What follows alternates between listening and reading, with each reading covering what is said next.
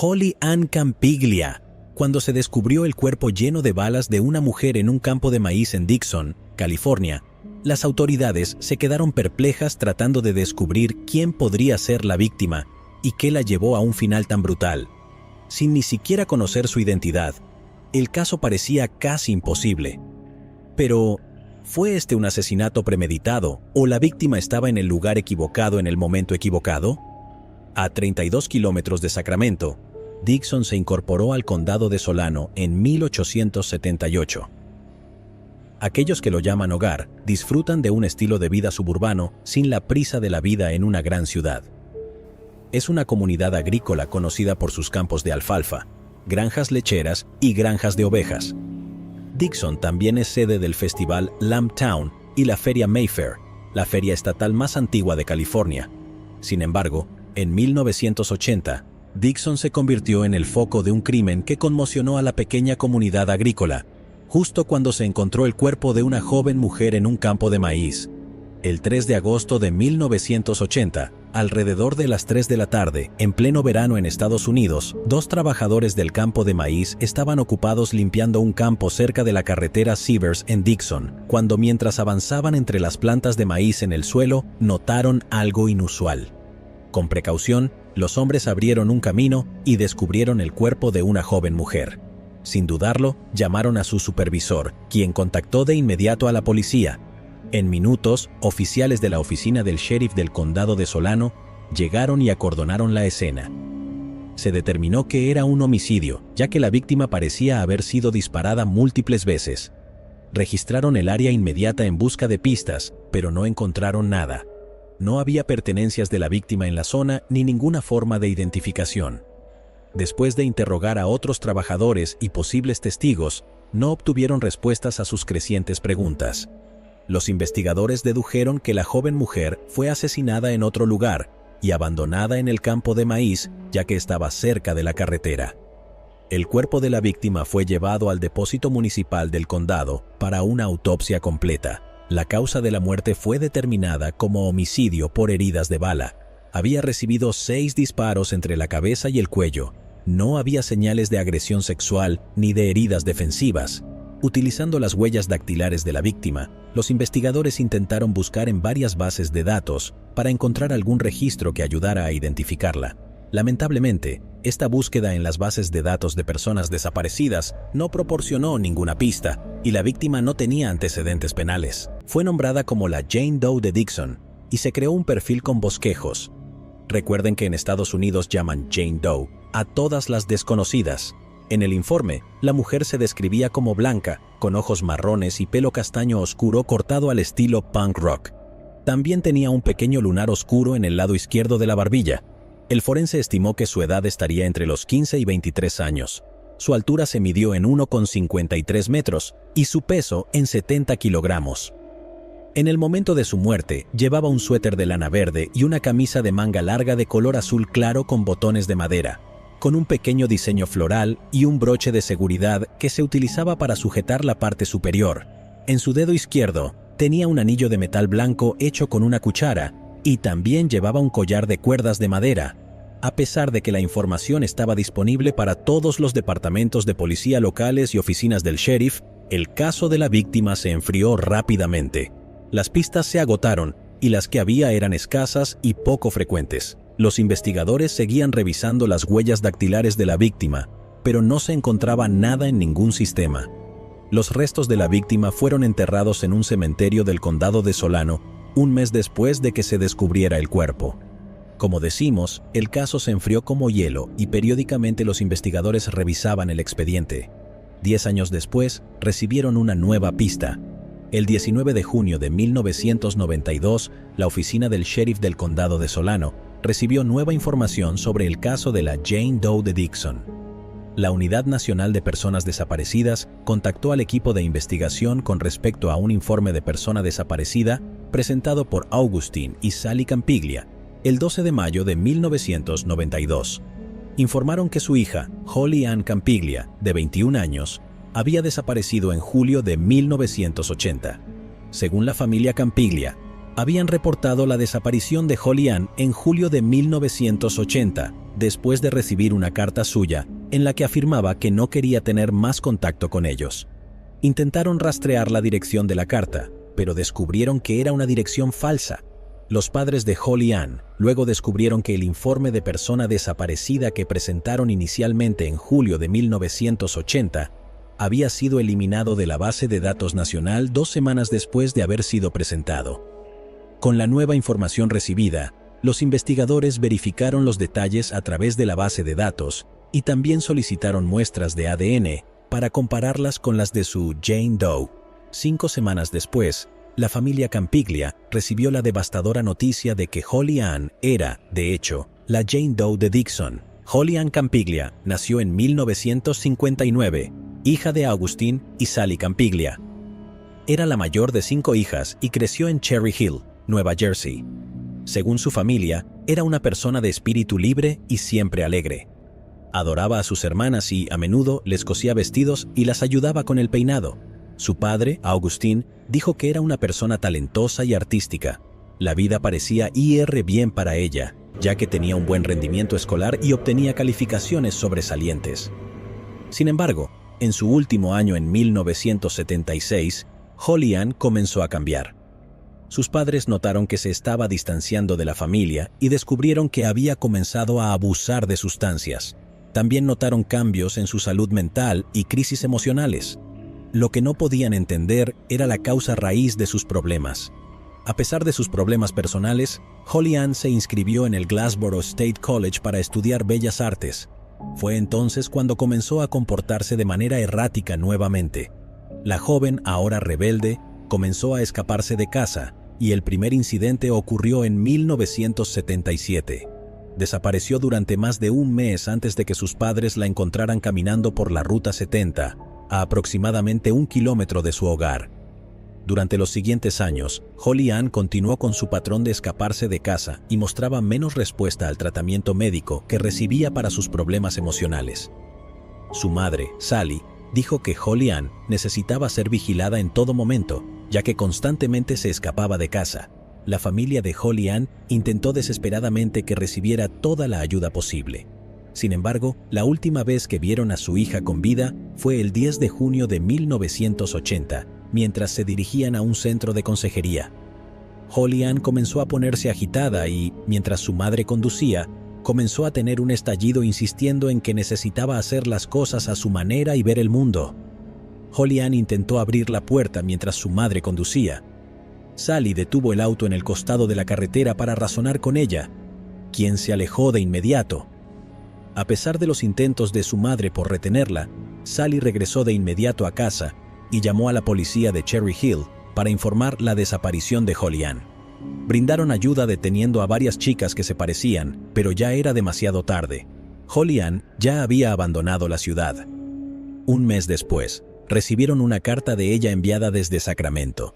Según la carta, la joven decía que estaba viviendo con 2 chicos y les decía a sus padres que no pensaran más en ella. Sin embargo, la dirección proporcionada en la carta no llevó a ninguna parte. Fue entonces cuando informaron su desaparición y subieron su nombre y perfil a la base de datos de personas desaparecidas. Lo que no sabían era que sus detalles fueron borrados accidentalmente del sistema. La familia Campiglia recurrió a otras redes de personas desaparecidas y al Seguro Social para ver si Holly Ann había aparecido en algún lugar. Durante años, esperaron respuestas.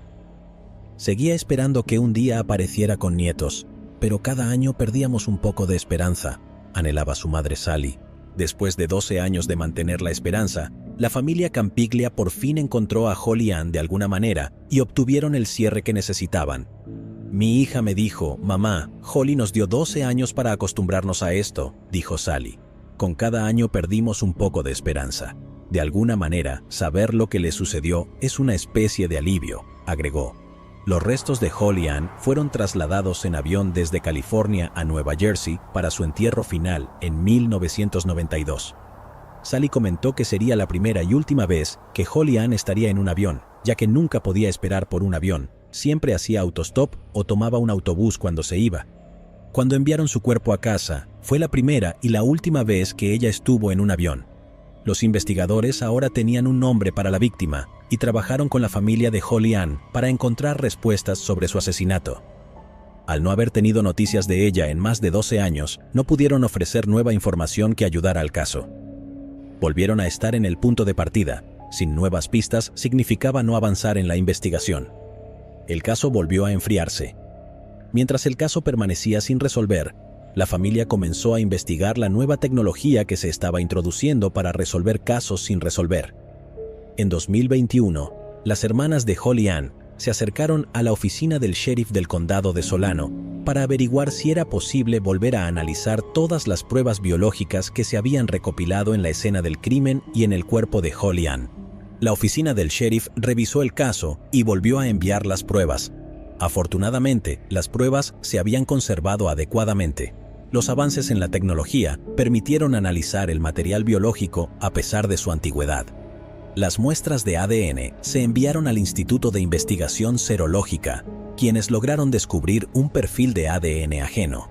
Los resultados de laboratorio confirmaron que el ADN ajeno encontrado en varias piezas de evidencia correspondía al de un hombre. Con un nuevo perfil de ADN, los funcionarios presentaron sus nuevos hallazgos al Laboratorio de Criminalística de San Mateo, California. Pronto descubrieron que el perfil de ADN ya estaba en su sistema y pertenecía a un hombre que ya estaba cumpliendo una larga pena de prisión: Herman Lee Hobbs. Herman Lee Hobbs, de 76 años, ya estaba cumpliendo condena en la prisión estatal de Valley, en Chowchilla. Hobbs había vivido en Sacramento y trabajaba como mecánico. Según los informes, estaba casado con una mujer llamada Louise Hobbs y tenía hijos con ella. Se alegaba que Hobbs era consumidor de drogas y también estaba involucrado en la fabricación de metanfetaminas para su propio uso. No hay mucha información sobre su vida personal, pero su historial delictivo es extenso y perturbador. En 1969, a los 22 años, Hobbs fue arrestado después de liderar una persecución policial tras una serie de robos en Sacramento. Admitió ser responsable de más de una docena de robos y aceptó declararse culpable de ser el ladrón en serie. Sin embargo, durante su sentencia, intentó escapar de la sala del tribunal y tuvo que ser reducido por los agentes del juzgado. Fue liberado en 1975 después de cumplir solo 5 años, pero lo peor estaba por venir. En el año 2000, la carrera criminal de Hobbs llegó a su fin. Fue condenado por agredir a una mujer del condado de Yuba, California. Después de su condena, su propia hija y sobrina ofrecieron una pista de que Hobbs podría ser responsable de numerosos ataques mortales entre 1975 y 2000. Los investigadores revisaron varios casos sin resolver y pudieron identificar los movimientos de Hobbs desde su liberación. En enero de 1975, Terry Pata, de 13 años, había salido temprano de la escuela después de quejarse de sentirse enferma y con dolor de cabeza. Nunca llegó a su casa. Su cuerpo fue encontrado 9 días después, escondido en un tubo de desagüe a lo largo de la ruta que normalmente tomaba para regresar a casa. Había sido mortalmente herida con un cuchillo. Los investigadores descubrieron que Hobbs se había mudado a Rio Linda en 1975 y vivía a solo una cuadra de la casa de Terry. Con el ADN de Hobbs ya registrado, lo compararon con las pruebas del asesinato de Terry y encontraron una coincidencia positiva. Hobbs ya estaba cumpliendo una larga condena por el caso del condado de Yuba en 2000. Se declaró no culpable del asesinato de Terry y recibió otra condena de 25 años a cadena perpetua. Otro caso sin resolver resurgió después del arresto de Hobbs. En el año 2000, madereros que trabajaban cerca de las colinas del condado de Yuba descubrieron el cráneo de una mujer. Los restos fueron enviados a un laboratorio de antropología en California para realizar pruebas de ADN, y los resultados demostraron que el cráneo pertenecía a Brenda Ann Tucker, de 29 años, quien fue reportada como desaparecida en mayo de 1994. Su ropa fue encontrada cuidadosamente doblada junto a un arroyo en el área de Rackerby, y su automóvil fue descubierto en el estacionamiento de un mercado en Brownsville. Brenda fue clasificada como desaparecida hasta diciembre del 2000. Después de los resultados de la autopsia, se comprobó que fue un disparo en la parte posterior de su cabeza lo que la mató. Además, testigos se presentaron después del descubrimiento afirmando que Brenda fue asesinada. El caso fue llevado a juicio mientras Hobbs cumplía su condena por el asesinato de Terry. El sargento detective del condado de Yuba, Phil Spadini, testificó en el juicio y dijo que los testigos afirmaron haber visto a Brenda salir de la residencia de Hobbs poco antes de que él también fuera visto salir. También mencionó que la ropa de Brenda fue encontrada aproximadamente a medio kilómetro de la casa que compartía con su esposa Louise en 1994, e incluía una toalla de la propia casa de Hobbs. Además, agregó que los restos de Brenda fueron encontrados a poca distancia de donde vivía Hobbs en 1984. Spadini también presentó 2 llamadas recibidas de mujeres del condado de Yuba que alegaban que Hobbs las agredió, una de las cuales dijo que su agresión ocurrió cerca del bosque donde se encontraron los restos de Brenda. La familia de Brenda dijo que Hobbs los conocía bien y a menudo era un invitado en su casa durante la década de 1990. El ADN encontrado en los pantalones negros que Brenda llevaba cuando fue vista por última vez resultó ser compatible con Hobbs. Sin embargo, el 17 de septiembre de 2002, durante su comparecencia, un juez desestimó el caso argumentando que no había pruebas suficientes para vincular a Hobbs con el asesinato de Brenda. Los investigadores también estaban investigando una posible conexión entre Herman Lee Hobbs y la desaparición de Jennifer Lynn Wallis, de 35 años, de Dobbins, en el condado de Yuba. Jennifer fue reportada como desaparecida por su esposo separado en noviembre de 1997, después de no reunirse con él según lo programado.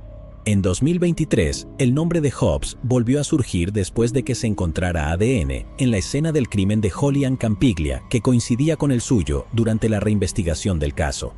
Se emitió una orden para obtener el ADN de Hobbs y confirmar una coincidencia directa. Se demostró que era una coincidencia positiva con el perfil de ADN masculino encontrado en la evidencia. Hobbs fue acusado el 24 de febrero de 2023 por el asesinato de Holly Ann Campiglia. Fue trasladado de la prisión estatal a la cárcel del condado de Solano, donde se encuentra detenido sin derecho a fianza. Hobbs está programado para comparecer el 13 de marzo de 2023 en el Tribunal Superior del Condado de Solano en Fairfield. Los investigadores están trabajando actualmente en la investigación de otros 5 casos que podrían estar relacionados con Herman Lee Hobbs. Después de la confirmación de la participación de Hobbs en la muerte de Holly Ann Campiglia, el departamento del sheriff emitió un comunicado agradeciendo a la familia Campiglia y a los investigadores que trabajaron en el caso. Estamos agradecidos con la familia Campiglia por su paciencia y asistencia, a los laboratorios cuya nueva tecnología permitió la revisión adicional de antigua evidencia, y al personal que trabajó incansablemente para ayudar a llevar un cierre a una larga espera, dijo en comunicado. Lamentablemente, la hermana de Holly Ann, Karen, murió a los 47 años el 11 de junio de 2009 por causas naturales. El 3 de julio de 2016, su madre Sally Campiglia también falleció a los 83 años sin saber quién era responsable del asesinato de su hija. La oficina del sheriff del condado de Solano dijo que los detectives todavía están trabajando con otras agencias en el norte de California para identificar y posiblemente vincular a Hobbs con otros casos sin resolver y posibles víctimas. Para los investigadores que asumen el desafío de los casos sin resolver, se convierte en un trabajo motivado por la determinación, la dedicación y la responsabilidad hacia las familias de las víctimas para llevar un caso hasta el final, sin importar cuántos años lleve a encontrar respuestas. En el caso de Holly Ann Campiglia, la necesidad de respuestas de su familia podría brindar cierre a muchas otras familias que podrían haber perdido a seres queridos por los malvados motivos de Herman Lee Hobbs. Jane Doe del condado de Kern. A mediados de julio de 1980 fue el punto máximo del verano americano. Mientras el resto del país luchaba contra el calor, los funcionarios encargados de hacer cumplir la ley en los condados de Kern y Ventura, en el centro de California, se vieron obligados a lidiar con 2 homicidios que ocurrieron con días de diferencia, el 15 y 18 de julio. Fue un misterio de asesinato que quedó sin resolver durante décadas, hasta que la tecnología del ADN proporcionó los eslabones perdidos que los investigadores necesitaban para atrapar a un asesino depravado. Pero ¿quiénes eran las víctimas y cómo estaban conectadas? Sol, arena, surf y montañas, desde las doradas costas hasta las glamorosas ciudades, California lo tiene todo y más. El estado de la costa oeste es innegablemente una atracción durante todo el año para turistas de todo el mundo. Ya sea que desees disfrutar de una tarde absorbiendo el bullicioso ambiente de Venice Beach, o pasar un día codeándote con celebridades y el sol acariciando tu piel en Los Ángeles mientras paseas por el Paseo de la Fama, California tiene algo para todos. Pero a pesar de su encanto magnético, California también tiene su parte de historia oscura, y hoy echamos un vistazo a dos de esos misterios. En la mañana del 15 de julio de 1980, un grupo de trabajadores de mantenimiento en Delano, California, se dirigieron al huerto de almendros para otro día de trabajo. A medida que se acercaban a la 13ª hilera de árboles, se percataron de lo que parecía ser una persona acurrucada en posición fetal, durmiendo en el suelo.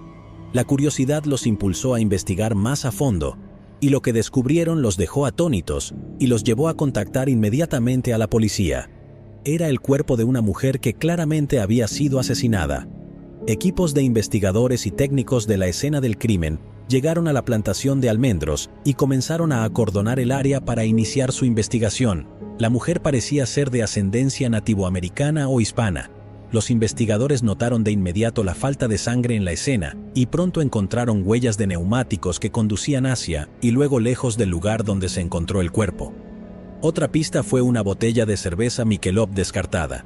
Teorizaron que su víctima pudo haber sido recogida de un bar conocido como Ruby's, ubicado en Lamour, a 1 hora de distancia de la granja. Su investigación comenzó de inmediato mientras buscaban pistas sobre su identidad en la plantación. Detectives fueron enviados a Ruby's para interrogar al personal y determinar la identidad de la mujer o cualquier actividad sospechosa, mientras que otros equipos peinaban los campos. Para la tarde, los investigadores no habían encontrado ninguna de sus pertenencias personales y las personas interrogadas por los detectives no pudieron proporcionar mucha información sobre la mujer. El cuerpo fue trasladado a la morgue del condado para un examen post-mortem. Los examinadores determinaron que había sido asesinada un día antes de ser descubierta. Había sido agredida antes de ser apuñalada. Fue un exceso de violencia, con un total de 27 puñaladas, 18 en el pecho y 9 heridas defensivas en los brazos y hombros. Para los investigadores, era evidente que había luchado ferozmente contra su atacante. La causa de su muerte se registró como traumatismo por arma blanca, ya que sus órganos vitales habían sido perforados. Sin ninguna forma de identificación, se tomaron sus huellas dactilares y se enviaron al laboratorio forense. Sin embargo, después de comparar sus huellas con varias bases de datos, no se encontraron registros.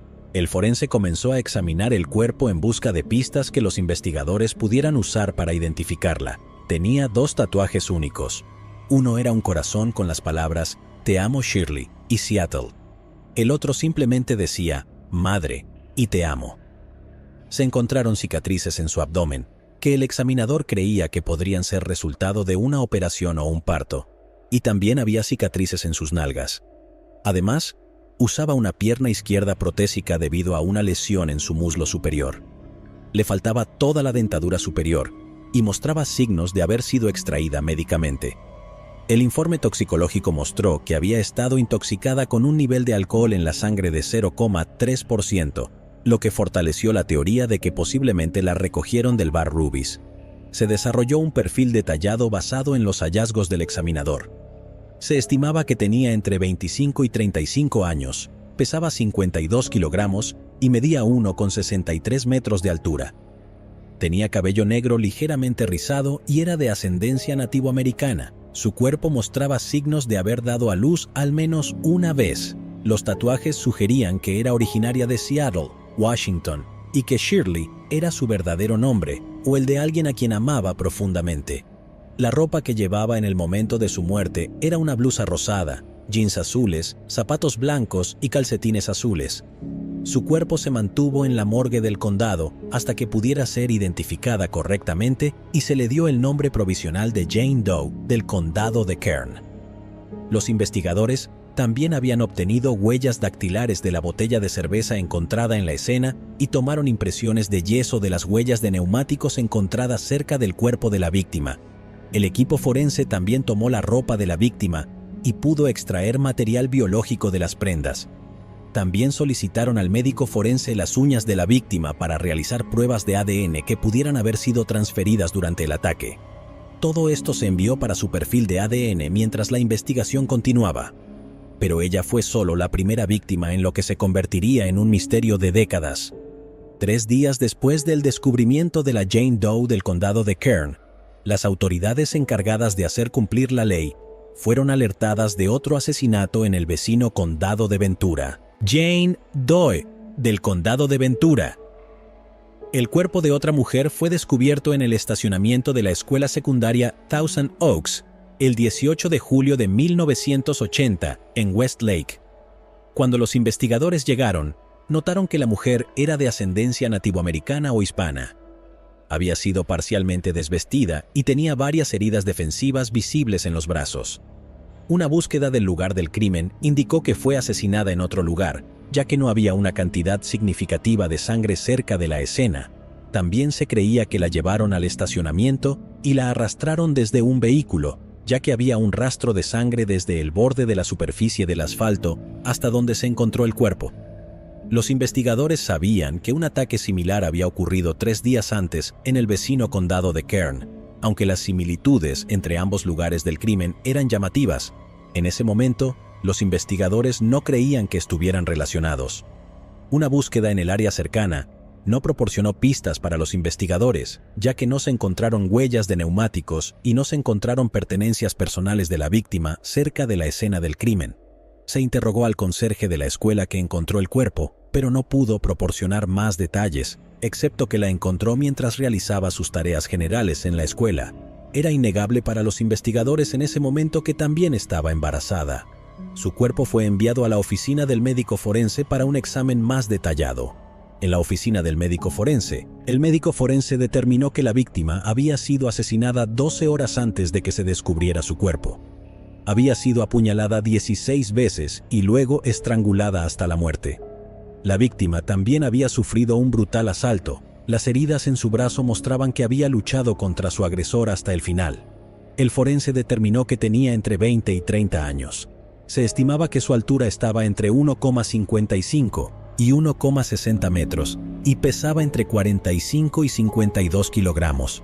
El forense proporcionó a los investigadores un perfil detallado que incluía su descripción y marcas distintivas en su cuerpo. La víctima era principalmente de ascendencia nativoamericana, con algo de ascendencia hispana, caucásica, subsahariana y asiática. Tenía ojos marrones, cabello negro con puntas rubias teñidas y cejas delineadas, ya que se había afeitado las cejas naturales. Tenía mucho trabajo dental realizado y también tenía las orejas perforadas. Tenía varias cicatrices y marcas de nacimiento, incluyendo 2 cicatrices de vacunación en su brazo izquierdo y una cicatriz en la rodilla izquierda. Pudieron determinar que estaba embarazada de 5 meses y esperaba un niño. El bebé parecía estar bien alimentado y había recibido atención prenatal adecuada antes del ataque. Una cicatriz de episiotomía también sugería que podría haber dado a luz al menos a un hijo antes de esto. Se tomaron sus huellas dactilares y una búsqueda en las bases de datos nacionales no arrojó resultados. Al igual que la Jane Doe del condado de Kern, ella tampoco tenía antecedentes penales. La víctima llevaba puesta una camiseta blanca, un sostén negro, ropa interior blanca y pantalones rojos. Estas prendas, junto con las uñas cortadas, fueron tomadas y enviadas para extraer cualquier ADN extraño que pudiera ser utilizado para identificar a su asesino. También se extrajo ADN del feto no nacido para realizar una prueba de paternidad. Mientras los investigadores esperaban los resultados, el médico forense del condado le dio el nombre provisional de Jane Doe del condado de Ventura. En las próximas semanas, las autoridades tanto del condado de Kern como del condado de Ventura trabajaron intensamente para descubrir las identidades de ambas mujeres. Los funcionarios del condado de Kern revisitaron el bar e interrogaron a más personas en la zona. Los investigadores también utilizaron los medios de comunicación locales para apelar a cualquier persona que pudiera haber conocido a alguna de las dos Jane Doe. Fue entonces cuando recibieron una pista de una llamada anónima de una mujer que afirmaba conocer a la mujer encontrada en el huerto. Según la llamada, ella se hacía llamar Becky o Rebecca Ochoa, tenía tatuajes similares a los de la víctima y trabajaba como camarera en un bar. Sin embargo, esta pista no condujo a ninguna parte. Otras personas se presentaron afirmando haberla visto en Lamour y sus alrededores varias semanas antes de su muerte. Según estos testigos, la víctima había trabajado en un huerto de manzanas local como obrera agrícola. Sin embargo, esta pista tampoco produjo información útil al final. Los investigadores decidieron visitar estudios de tatuajes locales con la esperanza de que reconocieran el trabajo y pudieran identificar a la víctima. Un tatuador de Bakersfield dijo que no conocía personalmente el trabajo, pero proporcionó detalles de un estudio de tatuajes de Los Ángeles que utilizaba una técnica similar en sus diseños. También explicó que el área tenía una gran comunidad de nativos americanos. Siguiendo esta pista, los detectives se dirigieron a Los Ángeles. Después de interrogar a los artistas en el estudio, se dieron cuenta de que su Jane Doe no tenía ninguna conexión con el área, por lo que volvieron al punto de partida. En el condado de Ventura, los detectives trabajaron con la teoría de que su Jane Doe había sido secuestrada mientras hacía autostop cerca del College of Sequoias en Visalia, California. Los investigadores también utilizaron los medios de comunicación para obtener más información sobre su víctima, pero a diferencia de la Jane Doe del condado de Kern, nadie parecía recordar a su víctima. Los registros dentales de ella se distribuyeron a varios laboratorios dentales, pero no hubo coincidencias. Sin nuevas pistas, estas vías se agotaron rápidamente. Las esperanzas de los investigadores se desvanecieron de nuevo cuando las pruebas de paternidad del feto también resultaron infructuosas. El ADN extraído del feto se utilizó para crear un perfil que pudiera vincularse a perfiles criminales existentes en la base de datos CODIS, pero parecía que el padre del niño no tenía antecedentes penales. Las pruebas de ADN todavía estaban en sus etapas iniciales en la década de 1980, y los investigadores habían agotado todas las pistas posibles para identificar a ambas mujeres. Ambas Jane Doe fueron enterradas en cementerios de sus condados, pero sus historias no fueron olvidadas por los investigadores, quienes continuaron trabajando para restablecer sus identidades. El ADN extranjero de ambas mujeres resultó ser de un hombre desconocido. Los investigadores, sin embargo, siguieron manteniendo separadas ambas investigaciones, creyendo que los asesinatos eran una pura coincidencia. Esto se archivó, y en los siguientes 30 años, los resultados de ADN se presentarían periódicamente por los investigadores que tomaron las riendas de los casos sin resolver en ambos condados. Un nuevo enfoque en los casos fue posible gracias a una mirada fresca. Los investigadores estaban seguros de que el asesino habría cometido más delitos desde 1980, y con los avances tecnológicos, era posible que su sospechoso ya estuviera en sus sistemas. En 2008, las autoridades del condado de Kern lograron encontrar una coincidencia con el ADN recuperado de su Jane Doe. Estaba vinculado a un hombre de 51 años llamado Wilson Chuest, quien ya estaba bajo custodia en California. Wilson Claude Chuest Jr. nació el 2 de diciembre de 1951 en Nueva Orleans, Luisiana. Según informes, la infancia de Wilson fue difícil, ya que sus padres siempre estaban en desacuerdo entre sí. Cuando era más joven, Wilson tenía el deseo de convertirse en sacerdote, pero después de ser expulsado de una escuela católica por golpear a otro estudiante, esas ambiciones se desvanecieron. Pronto sucumbió al lado más oscuro de la vida y comenzó a abusar de las drogas. A los 18 años, se alistó en el ejército, pero fue dado de baja por considerarse inadecuado para el servicio. Después de regresar a casa, Wilson decidió casarse y establecerse en Los Ángeles en 1969. La pareja parecía lo suficientemente feliz e incluso tuvieron una hija, pero aparecieron grietas en el matrimonio cuando Wilson se entregó a una vida de delincuencia. Su primer delito grave ocurrió en octubre de 1977.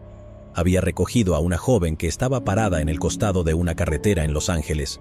Una vez que ella subió al auto, él la secuestró y la llevó a un lugar remoto. Wilson la agredió y trató de estrangularla hasta la muerte. Supuso que ella había muerto después de que ella perdiera el conocimiento. Después de dejar su cuerpo en una zanja, ella recuperó el conocimiento e inmediatamente lo denunció en la comisaría de policía más cercana. Incapaz de escapar de los cargos, Wilson hizo un trato con los fiscales y fue acusado de secuestro en noviembre de 1977. Fue puesto en libertad condicional en junio de 1980. Sin embargo, eso no duraría mucho. En agosto de 1980, tan solo 2 meses después de su liberación, cometió un robo. Ese mismo mes, intentó secuestrar a otra mujer fuera del College of Sequoias en Visalia. La amenazó con violencia si se negaba a cooperar, pero su plan fue frustrado por dos testigos que pasaban por allí al mismo tiempo. En septiembre de 1980, secuestró y agredió a otra mujer, a quien liberó después de que ella le dijera que estaba casada. Por supuesto, fue capturado y condenado por los 3 delitos. Fue sentenciado a 12 años de prisión a cadena perpetua ese mismo año. Sin embargo, Wilson fue puesto en libertad condicional en 2004, después de cumplir 24 años, pero el comité revirtió su decisión después de concluir que no mostraba remordimiento. Sin embargo, fue elegible para otra audiencia de libertad condicional en 2016. Mientras aún estaba tras las rejas, los investigadores lograron vincular el ADN de Wilson con el perfil de ADN recuperado de la Jane Doe del condado de Kern. Sin embargo, no fue acusado de inmediato, y nunca se dio una razón para esto. En 2012, al enterarse de cómo los funcionarios del condado de Kern habían vinculado a Wilson con un asesinato sin resolver de julio de 1980, los funcionarios del condado de Ventura enviaron el perfil de ADN de su sospechoso del caso sin resolver a CODIS para que se comparara con posibles coincidencias con convictos ya en el sistema. En enero de 2013 encontraron una coincidencia. La Jane Doe también había sido vinculada a Wilson Chuest a través del ADN encontrado en su ropa y uñas. Desconcertó a los investigadores de ambos condados, ya que habían pasado todos estos años investigando ambos casos cuyas similitudes eran sorprendentes, pero nunca los habían vinculado. Sin embargo, la lucha por la justicia estaba lejos de terminar. Aunque el ADN había vinculado a Wilson con ambos asesinatos, aún no se había podido identificar a las Jane Does. Cuando el caso fue llevado a la Fiscalía del Distrito en el condado de Ventura, uno de los abogados decidió no seguir adelante con los casos sin resolver con víctimas desconocidas. Sin embargo, el fiscal adjunto senior John Barrick no estaba dispuesto a rendirse. Quería enjuiciar a Wilson por los asesinatos de ambas Jane Does de los condados de Kern y Ventura. Bajo las leyes de asesinato, no tengo que probar su identidad, solo tengo que probar que son seres humanos. Pensé que valía la pena el esfuerzo porque si no lo hacemos, estas mujeres nunca obtendrán la justicia que merecen, incluso si no conocemos sus nombres. Y existe una buena posibilidad de que Wilson salga, y esa no es una persona que merezca estar entre ciudadanos respetuosos de la ley, dijo Barrick. Mientras aún estaba bajo custodia, Wilson Chuest fue trasladado al condado de Ventura el 23 de septiembre de 2015 por orden judicial. Mientras estaba detenido en la cárcel del condado, fue acusado y arrestado por 3 cargos de asesinato. Las muertes de ambas Jane Does y la muerte del hijo, no nacido de la Jane Doe, del condado de Ventura. Desde el principio, Wilson negó toda responsabilidad por el asalto y los asesinatos de ambas mujeres. Durante los siguientes 3 años, Barrick, junto con varios fiscales de los condados de Kern y Ventura, trabajaron para presentar un argumento convincente que llevara a Wilson a pagar por sus crímenes. Su juicio comenzó el 14 de mayo de 2018. 3 de las mujeres que sobrevivieron a sus ataques testificaron en el tribunal y describieron a Wilson como depredador por naturaleza. Sus testimonios eran similares en la forma en que Wilson se les acercó y las atrajo a su auto. Otro testigo que se presentó fue Patrick Scott Bell. Patrick había sido adolescente en 1980 y había sido frecuentemente huésped de Chuest, quien era un amigo de la familia. Él le contó al tribunal cómo Wilson le había confesado que había matado y desechado el cuerpo de una mujer desconocida. También explicó que él y sus hermanos habían ayudado a Wilson a limpiar su auto una noche, y cuando su madre, Caroline Bell, los confrontó, mintieron diciendo que Wilson había golpeado a un ciervo. Esta confesión fue corroborada por Caroline Bell, tanto en una entrevista previa de 2013 como en el tribunal. Después de las confesiones, los fiscales utilizaron pruebas físicas encontradas en el lugar del crimen en el condado de Kern. El ADN y las huellas dactilares tomadas de la botella de cerveza desechada se habían emparejado previamente con Wilson. El ADN extraído de la ropa y las uñas de las Jane Does también resultó ser una coincidencia positiva. El abogado defensor de Wilson, Andre Ninchev, presentó un argumento débil al afirmar que su cliente y las mujeres habían consentido la intimidad.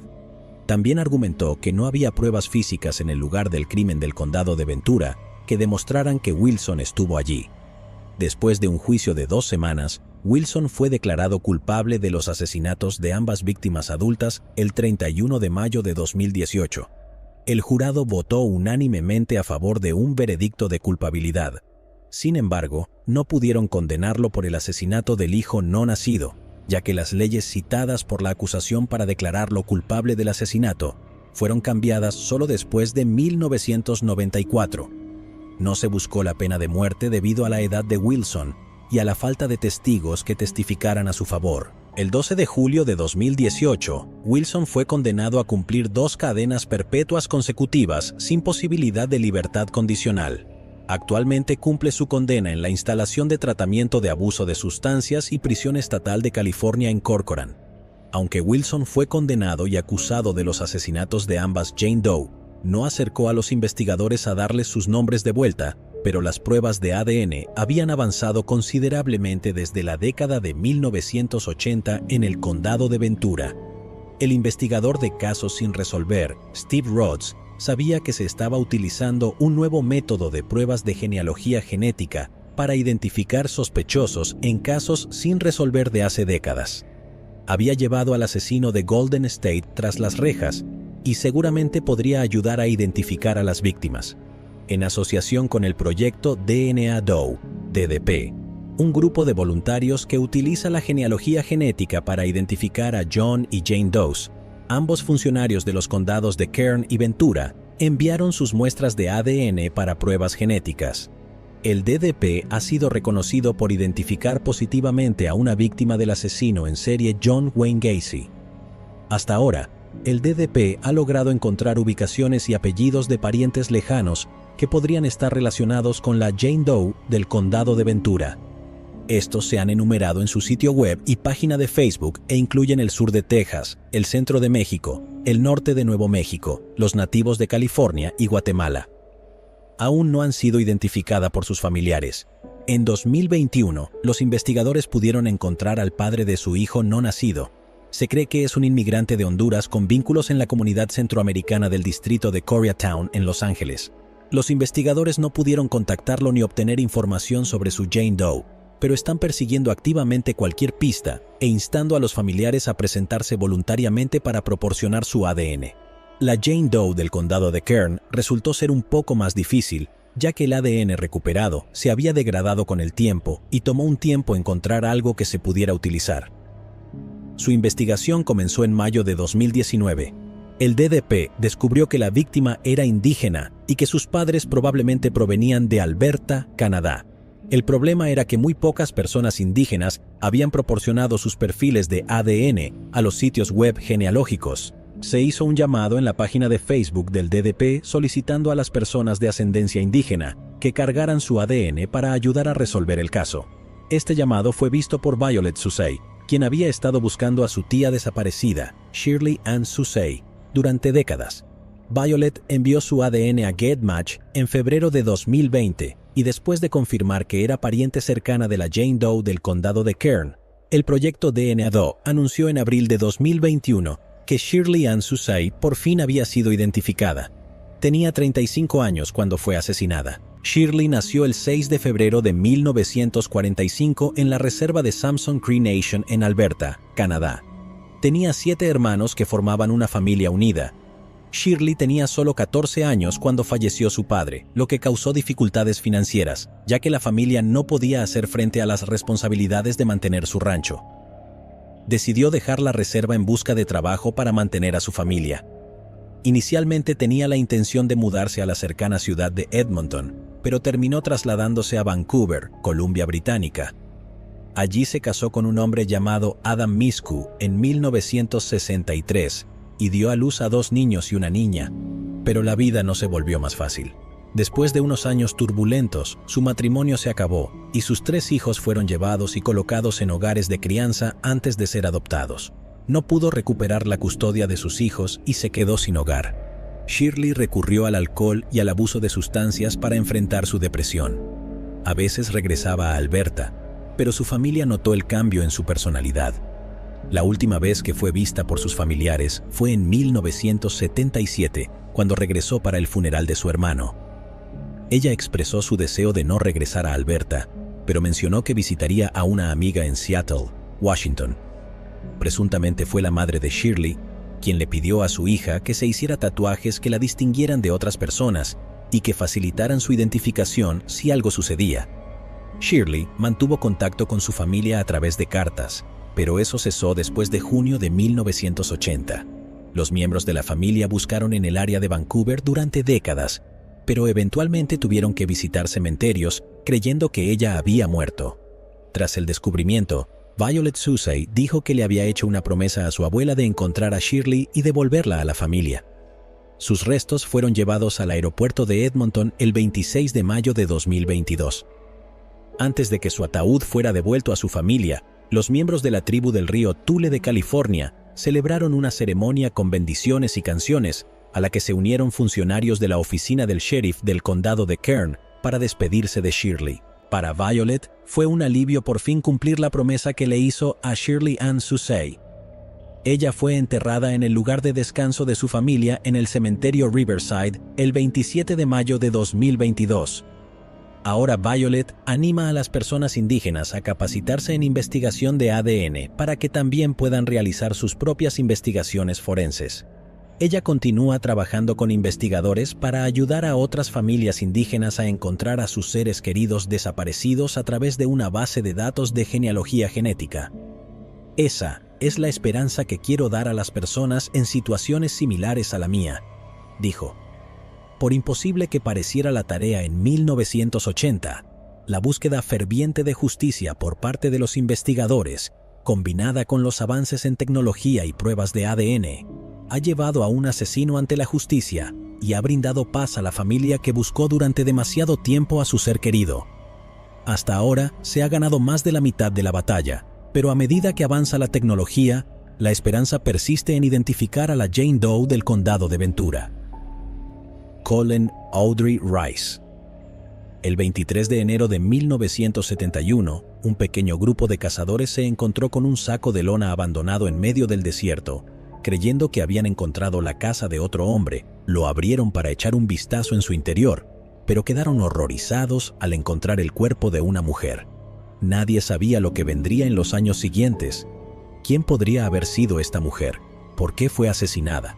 El condado de Mojave es el segundo condado más grande del estado de Arizona. Sus primeros habitantes fueron el pueblo Mojave. En la década de 1860, el condado de Mojave se convirtió en una próspera área de minería de oro y fue utilizado como un pueblo recreativo por mineros y soldados. A medida que esta industria se desarrollaba, la gente comenzó a alejarse cada vez más. La Gran Depresión trajo consigo un renovado interés en la fiebre del oro. En estos días, Mojave se ha convertido en un próspero destino turístico, ya que muchos acuden a los parques nacionales y utilizan el área como una ruta de acceso rápida al Gran Cañón, la Ruta 66 y la Presa Hoover. Pero hace medio siglo, el condado de Mojave fue escenario de un misterioso asesinato que todavía persigue al departamento del sheriff hasta el día de hoy. El 23 de enero de 1971, un grupo de 3 cazadores buscaba presas en una remota área desértica en el condado de Mojave, Arizona, cuando se encontraron con un saco de lona abandonado en el desierto. El saco estaba suelto y atado con una cuerda blanca de algodón, dejado a lo largo de la carretera Hackberry Gravel en el desierto aislado. En el costado del saco se leía Deer Pack Ames Harris Neville Co. impreso en verde. Suponiendo que era un cadáver de animal dejado por otro grupo de cazadores, abrieron el saco para investigar. Para su sorpresa y horror, encontraron el cuerpo contorsionado de una mujer. La policía fue llamada de inmediato y acordonaron el área para comenzar su investigación. Era evidente para los investigadores que se trataba de un homicidio. Quien envolvió a la víctima en el saco claramente estaba tratando de esconder el cuerpo. También estaba claro que la mujer había sido asesinada en otro lugar y sus restos fueron arrojados sin ceremonias en el desierto a 3 kilómetros de la autopista US 93 cerca de Kingman en Arizona. Estaba volviéndose evidente que el caso iba a ser un desafío cuesta arriba para los investigadores. En primer lugar, necesitaban determinar quién era la víctima. En segundo lugar, dónde ocurrió el crimen en realidad. Después de revisar detenidamente el área inmediata en busca de pistas o pertenencias posibles de la víctima, los investigadores no encontraron nada. No se encontró ninguna identificación, bolso ni cartera en ningún lugar cerca de la escena del crimen. Parecía que quien la mató se había asegurado de no dejar ninguna pista incriminatoria y se había escapado limpiamente. Los investigadores enviaron su cuerpo a la oficina del forense del condado de Moave para una autopsia, mientras continuaban interrogando a los cazadores sobre cualquier actividad sospechosa en el área.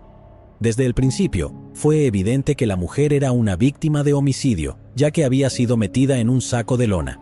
Sin embargo, la causa de su muerte desconcertó a los investigadores. Aunque tenía el cuello roto, la descomposición ya había comenzado, lo que dificultaba determinar si había marcas de estrangulamiento alrededor de su cuello. Inicialmente se registró como desconocida, ya que no mostraba signos de trauma por golpes ni heridas de bala. Tampoco había señales de una muerte relacionada con problemas de salud, como un derrame cerebral o un ataque al corazón, y sus órganos fueron catalogados como saludables. Los informes de toxicología también sugirieron que no había drogas ni alcohol en su sistema, que pudieran haber causado una sobredosis accidental. Mucho más tarde en la investigación, la causa de la muerte se cambió a estrangulamiento, basado en la teoría de que pudo haber sido asesinada por alguien que conocía personalmente, tal vez un amante o cónyuge. También fue difícil determinar la hora de la muerte, ya que su cuerpo había sido parcialmente congelado, pero estimaron que podría haber sido asesinada en cualquier momento entre el 1 y el 31 de diciembre de 1970, hacia el final de la temporada de caza.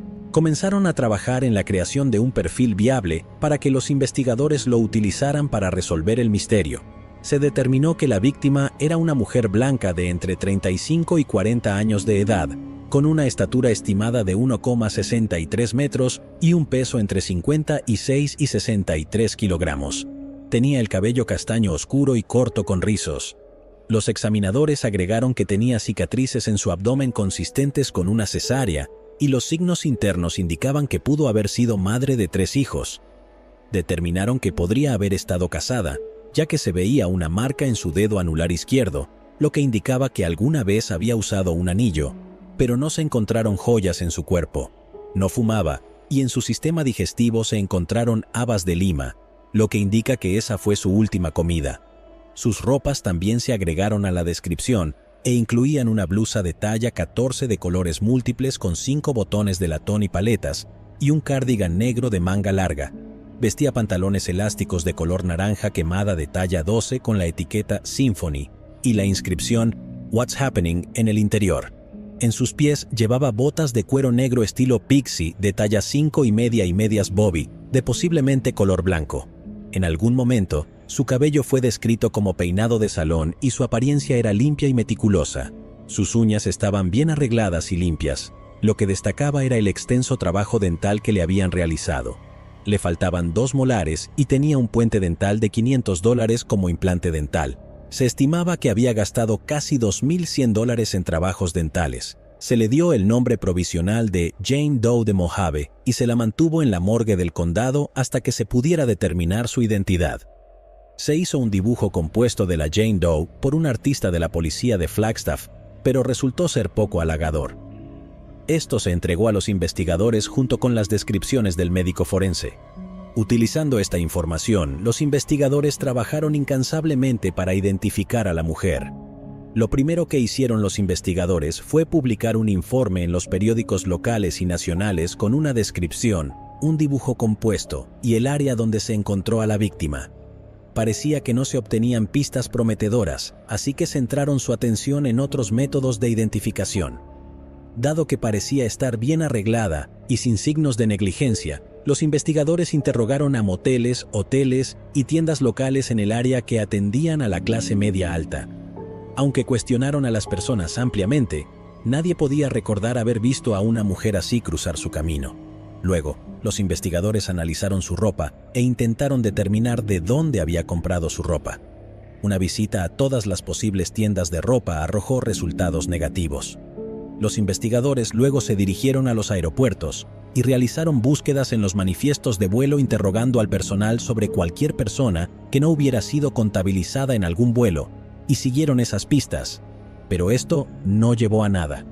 A continuación, los investigadores optaron por publicar un anuncio de persona desaparecida en revistas dentales, explicando el alcance del trabajo que había sido realizado en sus dientes, con la esperanza de que esto pudiera hacer recordar al dentista que realizó la serie de cirugías y que se presentara con su identidad.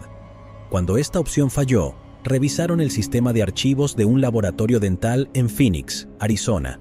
Después de buscar en los archivos de más de 8,000 pacientes, aún no lograron obtener resultados. Los investigadores ampliaron su búsqueda y enviaron boletines de persona desaparecida a Arizona, California, Nevada y Utah. Durante ese periodo se informó de la desaparición de 23 mujeres, pero todas fueron encontradas con vida. Sin embargo, la Jane Doe no estaba entre las reportadas como desaparecidas. Los investigadores solicitaron las huellas dactilares que se habían tomado con fines de registro durante la autopsia, las cuales fueron enviadas al Buró Federal de Investigaciones en Washington para ser cotejadas con la base de datos nacional, pero aún así no había rastro de ella en ningún sistema de personas desaparecidas o delictivas. Los investigadores comenzaron a buscar a un sospechoso dentro de la comunidad de cazadores, especialmente aquellos que habían solicitado licencias de caza durante esa temporada en particular. Se habían presentado más de 5,000 solicitudes y cada persona fue rastreada e interrogada. El sheriff Floyd Cisney, el sargento Don Parrish y el detective Joe Chapin supusieron que su Jane Doe pudo haber sido asesinada por su cónyuge, por lo que se les pidió a cada solicitante casado que presentara a su esposa para ser interrogada, pero esto tampoco dio resultados. Los 3 hombres creían firmemente que el asesinato era lo que llamaban un asesinato de mamá y papá, cometido por un esposo furioso. En una entrevista con periodistas locales, Cisney dijo que creía que se revelaría su identidad, ya que ella podría tener hijos según los informes de la autopsia, y que algunos de ellos podrían estar ahí fuera, sin su madre y siendo retenidos por su padre en la búsqueda de ella, pero pronto comenzarán a preocuparse. El tiempo tiene la costumbre de resolver los asesinatos misteriosos, declaró.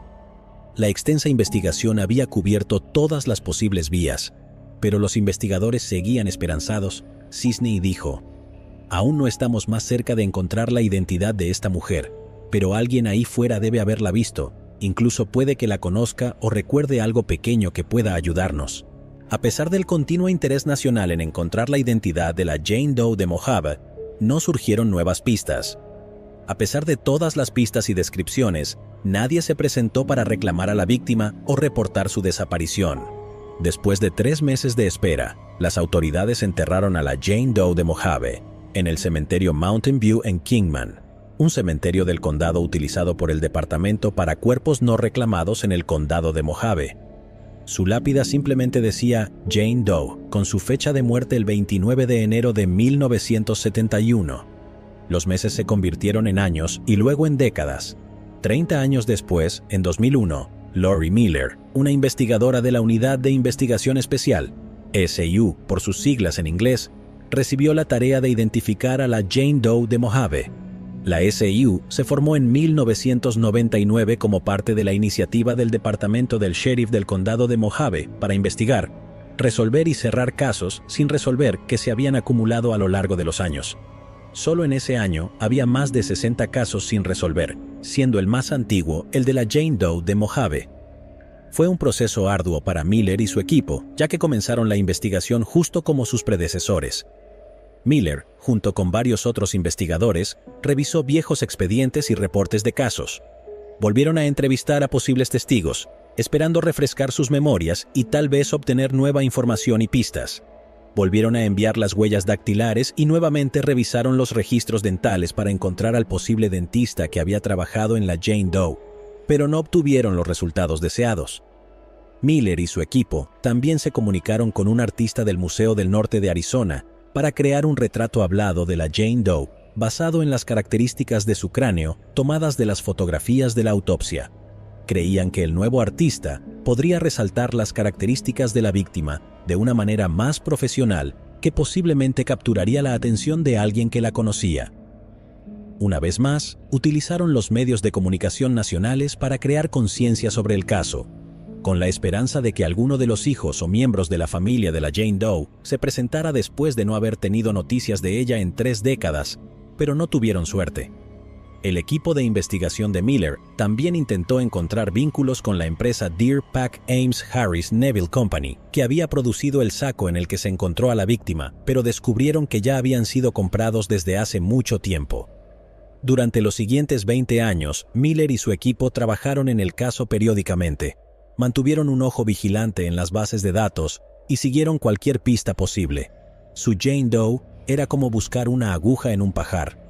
Los investigadores liderados por Miller también intentaron rastrear la marca de la ropa de la víctima, pero habían pasado demasiados años y la moda de esa época casi había desaparecido. En noviembre de 2021, el caso se registró oficialmente en la base de datos de NamUs, pero aún no hubo resultados positivos. Una vez más, los investigadores se encontraron en un callejón sin salida, agotando todas las pistas. Sin embargo, como parte de la revisión continua del caso, el departamento del sheriff continuó actualizando sus publicaciones de Facebook sobre personas desaparecidas o no identificadas. En octubre de 2022, 51 años después de que se descubriera a la Jane Doe de Mojave, fueron contactados por Othram Inc., una empresa de genealogía forense con sede en Texas, en su página de Facebook. La empresa ofreció utilizar la nueva tecnología de ADN que estaba siendo desarrollada por genetistas para intentar crear un árbol genealógico basado en el perfil de ADN de su Jane Doe, pero llevaría tiempo y dinero, ya que la tecnología era nueva y costosa de llevar a cabo. Antes de eso, los investigadores intentaron una vez más publicar el retrato hablado en su página de Facebook, esperando encontrar alguna pista tangible, pero nada funcionó. Miller y su equipo se dieron cuenta de que solo les quedaba una opción. Básicamente, todo lo que nos quedaba era tratar de identificarla a través de la genealogía genética, expresó ella. Para el equipo de investigación, el caso se volvió personal. Ella era la esposa, hija o madre de alguien, y era posible que hubiera sido extrañada. Durante los años, la investigación continuó presentando pruebas sin resultados. Se convirtió en parte de su mantra cerrar el caso de la Jane Doe de Mojave y brindar un cierre no solo a la familia, sino también a esas víctimas sin voz. Fue con una ferviente oración que los investigadores siguieron adelante con la opción de pruebas genéticas. La oficina del sheriff donó $1,000 para las pruebas. Miller dijo que, a pesar de ser un condado grande, su población era pequeña y su presupuesto era limitado. Sin embargo, Othram Inc. se encargó de crear una página de donaciones solicitando ayuda al público para recaudar los $6,500 restantes necesarios para comenzar las pruebas, con la esperanza de que la comunidad abriera su corazón para darle a la Jane Doe de Mojave la dignidad de su identidad. DNA. Solves ayudó en la iniciativa de recaudación de donativos creando una página Dear Gladys. La respuesta fue abrumadora. La historia de la Jane Doe de Mojave tocó a tantas personas que en 5 días se recaudaron los fondos restantes y las pruebas pudieron comenzar. Lo primero que los investigadores necesitaban hacer era exhumar los restos de la Jane Doe de Mojave. Después de recibir la aprobación del Tribunal del Condado de Mojave en noviembre de 2022, comenzó la excavación del lugar de entierro. Aunque los restos estaban en mal estado debido a la antigüedad, los científicos pudieron recuperar suficiente material genético para realizar las pruebas. El cuerpo fue enterrado nuevamente mientras Othram se preparaba para comenzar el proceso de pruebas. La tecnología era nueva y el proceso era largo, pero se confiaba en la genealogía genética, ya que las pruebas de ADN habían ganado popularidad en 2018 después de ayudar a encontrar al asesino de Golden State después de más de 40 años. Utilizando pruebas avanzadas de ADN, los investigadores pudieron crear un perfil de ADN. Este perfil se utilizó luego para compararlo con los sitios web de Ancestry.com que tienen perfiles de miles de personas que han donado voluntariamente sus muestras de ADN para rastrear y localizar familias de todo el mundo. Los investigadores pudieron crear varios árboles genealógicos basados en el perfil de ADN de la Jane Doe de Mojave. Pasando incontables horas en los árboles genealógicos, los investigadores localizaron varios parientes lejanos y a través del proceso de eliminación encontraron a los parientes más cercanos vivos. Seguidamente, contactaron a un pariente dispuesto a proporcionar una muestra fresca de ADN para ayudar en la investigación. Pasaron otros 3 meses antes de que se confirmaran resultados positivos. El lunes 23 de enero de 2023, 52 años después de que se descubriera a la Jane Doe de Mojave, la investigadora principal, Lori Miller, recibió la llamada que había estado esperando. Tenían un nombre. Después de medio siglo, se descubrió que la Jane Doe era Colleen Audrey Rice. La noticia se compartió con los familiares restantes de Colleen antes de que se hiciera el anuncio en la página de Facebook de la oficina del sheriff del condado de Mojave, esa misma tarde del lunes. Colleen nació el 17 de marzo de 1931, hija de James C. Rice y Flossie Truitt. Creció en Portsmouth, Ohio, y se sabe que tiene algunos lazos familiares en el este de Kentucky. No está claro si tenía hermanos. Colleen asistió a la escuela secundaria de Portsmouth, pero se desconoce si se graduó, ya que se casó con William Davis en 1946 a la temprana edad de 15 años. Después de buscar en los registros escolares antiguos, los investigadores pudieron obtener una foto antigua del anuario para adjuntar a su expediente. Colleen habría tenido 39 años en el momento de su muerte. Poco se sabe sobre su vida personal. Los investigadores que encontraron a sus familiares vivos no obtuvieron mucha información, ya que eran en su mayoría parientes lejanos de Colleen. Lo que descubrieron fue que Colleen se había distanciado de su familia y esposo. Aunque mostraba signos de haber tenido hijos, no había forma de encontrar a sus hijos o registros que demostraran si los tenía. Parecía como si la vida de Colleen hubiera sido borrada después de su desaparición. Los investigadores intentaron encontrar posibles vínculos sobre cómo Colleen llegó a Arizona, pero eso también se esfumó rápidamente. Lo que sabían era que Colleen parecía estar bien en su vida, ya que estaba bien arreglada y saludable cuando se descubrió su cuerpo. Los investigadores también intentaron descubrir si había cambiado su nombre para comenzar una nueva vida lejos de su familia, pero la gente en Kingman parecía no reconocerla. Después de la investigación, se completó todo el trabajo legal para permitir que los miembros vivos de su familia tuvieran la oportunidad de poner a descansar sus restos. Sus restos fueron exhumados y enviados a Ohio en febrero de 2023 para ser enterrados junto a su familia, con una lápida que llevaba su nombre y fecha de nacimiento y muerte. Para los investigadores, su caso más antiguo por fin estaba ganando impulso. Ahora sabían quién era su víctima. La directora de desarrollo de Othram Inc., Kristen Mittelman, dijo que fue un alivio por fin tener el nombre de la víctima. Es conmovedor presenciar cómo las fuerzas del orden y el público se unen para restaurar el nombre de una mujer asesinada después de medio siglo. Para los investigadores, resolver el crimen se volvió personal. Creían que Colleen merecía algo mejor en la muerte, merecía dignidad. La investigadora principal, Lori Miller, mantenía una copia del retrato hablado pegado en su computadora como un recordatorio diario de quién y por qué estaban luchando mientras investigaban el caso sin resolver. Esta era una Jane Doe. Ahora tengo un nombre. Siempre ha sido una persona. Ahora es una persona con un nombre. Te impacta de alguna manera, dijo Miller. Según informes de noticias, Miller dijo que uno de los desafíos que enfrentaron en la investigación fue encontrar personas que todavía estuvieran presentes desde que ocurrió el incidente. Se volvió bastante desalentador el hecho de tratar de localizar a personas que todavía estuvieran vivas, dijo. WAUK. 13 News pudo encontrar a un pariente lejano de Colleen que también resultó ser genealogista. Ely Allen está relacionado con Colleen por parte de su madre y actualmente vive en Ohio. Allen dijo que cuando escuchó por primera vez sobre el caso y descubrió el nombre de la víctima, se dio cuenta de que estaban relacionados. Cuando vi el Rice, que está en la línea de mi madre, tuve que saber si estábamos relacionados porque era mucho más íntimo. Identificar a Colleen después de más de 50 años es un testimonio del trabajo que él y muchos otros están haciendo.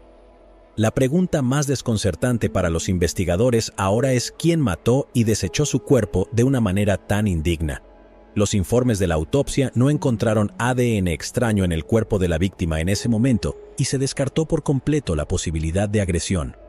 También se descartó la teoría de que su esposo la hubiera asesinado, ya que entrevistas con la familia sugirieron que Colleen había partido por voluntad propia. Nadie que la conociera personalmente en ese momento parecía estar particularmente interesado en encontrarla, ya que nunca se presentó un informe de persona desaparecida. Durante los 50 años de la investigación, el asesinato de Colleen no se había vinculado a ningún posible asesino que pudiera haber estado activo en el área alrededor de la década de 1970. La forma en que murió no proporcionó muchas pistas a los investigadores para determinar patrones relacionados con asesinos en serie conocidos en ese momento. Aunque Colleen había sido identificada, el caso aún sigue en curso. La SIU todavía está investigando con la esperanza de encontrar al sospechoso o sospechosos responsables de la prematura muerte de Colleen. Los investigadores hacen un llamado al público para que aporten cualquier información sobre el asesinato de Colleen e información sobre su vida desde que dejó a su familia en Ohio para comenzar de nuevo en Arizona. Se insta al público a ponerse en contacto con la oficina del sheriff del condado de Mojave, Unidad de Investigación Especial, Jane Doe de Windy Point. El 7 de julio de 1994, Blake Patton, supervisor de seguridad del Servicio Forestal, fue informado de que una mujer que estaba de excursión con su familia había descubierto un cráneo humano cerca del campamento Smokehouse en el camino forestal 402 de Divide Road, Colorado. Los campistas encontraron la cabeza y la mandíbula en Windy Point. La información fue entregada en ese momento al investigador Mike Wiggins y a un equipo de necropsia que buscaba cuerpos. El equipo de investigación estaba compuesto por personas de diferentes áreas. Mientras los agentes buscaban alrededor, encontraron más huesos que pertenecían a una mujer de aproximadamente 1,68 metros de altura. El cráneo de la mujer tenía pistas sobre su identidad, como coronas de oro y signos de síndrome temporomandibular. Había signos de escoliosis en algunas partes de la columna vertebral. También encontraron el sacro, el coxis, partes de los huesos del brazo y el hombro, y la mayor parte de la cadera derecha. La mayoría de los huesos encontrados mostraban signos de haber sido mordidos por carnívoros. Se encontraron varias cosas cerca del cuerpo, como un trozo de cinturón y un mechón de cabello que sugería que era pelirroja o castaña. Los investigadores pensaron que algunos de los restos podrían haber sido ocultados. Lo que quedaba no mostraba signos de lesiones antes de la muerte. El informe de la autopsia indicó que aún faltaban muchos huesos. En septiembre de 1994, Robert Pickering, un antropólogo forense, estuvo de acuerdo en que la mujer tenía al menos 35 años y posiblemente más de 40, según cómo lucían sus huesos y dientes. Su rostro parecía pertenecer a una mujer caucásica. Pickering incluso encontró surcos que indicaban una línea de encías en retroceso, lo que podría haber sido causado por el uso de un mondadientes en ese momento. También encontró daños causados por carnívoros en forma de piezas rotas, grietas y mordeduras. Pickering dijo que la persona murió dentro de un año desde que los restos fueron encontrados. Les dijo: según entiendo, estos huesos fueron encontrados en el suelo, por lo que comenzarían a descomponerse y ser comidos por carnívoros casi de inmediato. La identificación era lo más importante, pero no pudieron averiguarlo. William Rodríguez, quien trabajó como antropólogo forense para el Instituto de Patología de las Fuerzas Armadas en 1995, tampoco pudo resolverlo. En ese momento, Canfield era el patólogo forense en el Hospital Memorial Montrose. Solicitó una reconstrucción facial de los restos.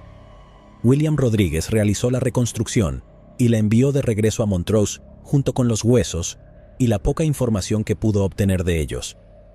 Dijo: no encontramos ninguna pista que ayudara en la investigación.